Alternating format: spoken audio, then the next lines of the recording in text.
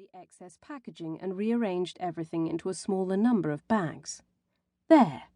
That was much better. Delighted with her organizational skills, she crammed the discarded cardboard into a nearby trash can and shoveled the empty bags in after them. Then, after flexing her aching shoulders, she gathered up the remaining full bags. Okay, still heavy but far easier to carry and less likely to knock small children to the ground. And back in control. All that remained to be picked up now was a box of Christmas crackers and the silver scarf for her mum, and she was all done.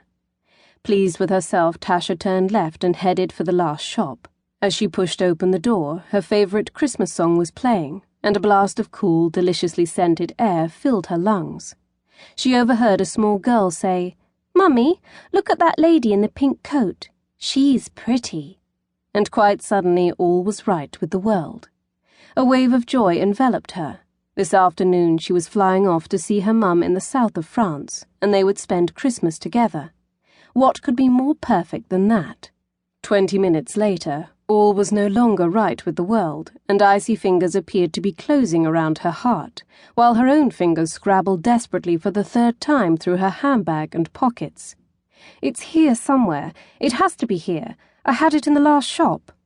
The line behind her had already begun to tut with irritation at the delay.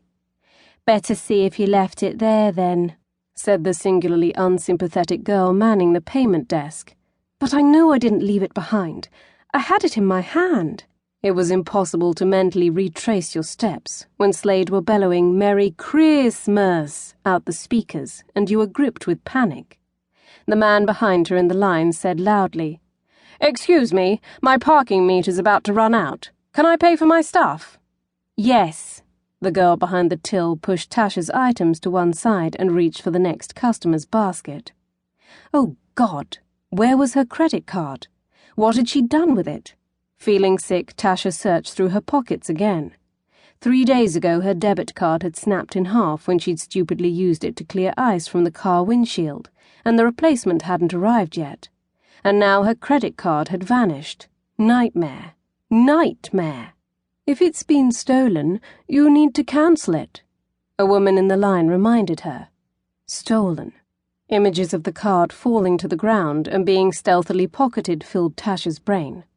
They could rack up so much money on it, even in just 20 minutes.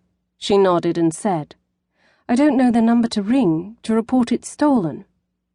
"Nor me," said the woman, adding helpfully, "but I know it's printed on the back of your card." Gathering up her bags, Tasha turned and hurried out of the shop. When she'd been struggling to carry everything in the department store, she'd given up trying to fit the card back into her overstuffed purse. It was all coming back to her now. She'd slid it into one of the plastic bags instead. Her heart galloped into optimistic overdrive at the realization that the shopping bag was one of those she'd discarded during her Tetra-style reorganization, which meant, fingers crossed, it should still be in the trash can.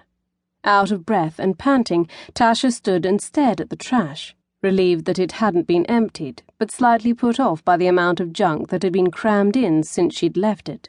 Not least the upended styrofoam container, now dripping the remains of an unwanted doner kebab over the items beneath it. Life would be easier, too, if it could have been one of those topless cans that were open to the elements. But no, this was the rectangular kind, with an enclosed roof and mailbox openings around the side, although luckily a bit wider than an actual mailbox.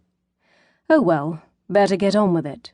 Tasha put her many bags down on the pavement, removed her pink woolen coat, and rolled up the sleeves of her black dress. Ugh! This was truly gross. Within seconds her hand was gluey with chili sauce. There were bits of shredded lettuce stuck to her bare arm, and an upside-down McDonald's cup was spilling melted ice cream over her too. There were cigarette butts in there, vinegar-soaked fries, and something repulsively slimy and unidentifiable. "Hungry, are we? If you're that desperate, I'll buy you a burger." Fabulous. Just what she needed. A gaggle of teenage boys with skateboards and micro-scooters had gathered around to watch.